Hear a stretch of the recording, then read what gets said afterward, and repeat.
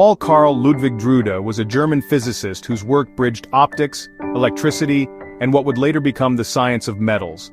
He was born in 1863 in Braunschweig and studied first mathematics, then physics, at the University of Göttingen under the mentorship of Woldemar Voigt.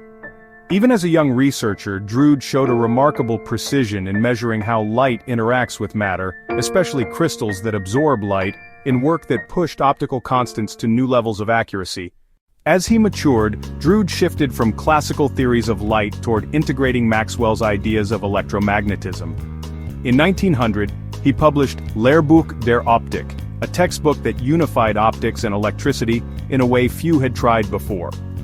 That same year, he proposed what now we call the Drude model, a simple but powerful way to explain electrical conductivity, thermal conductivity, and optical behavior of metals, by imagining free electrons moving through a lattice of positive ions. Drude held professorships at Leipzig and Gießen, and eventually directed the Physics Institute in Berlin, also taking on the editorship of Annalen der Physik.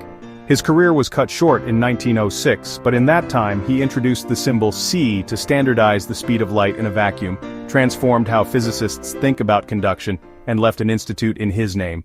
Though the model had limitations compared with later quantum corrections, it remains foundational, still taught in physics classes today. Drude's blend of experimental exactness, mathematical clarity, and the courage to unify separate fields marks him as one of physics' early unifiers.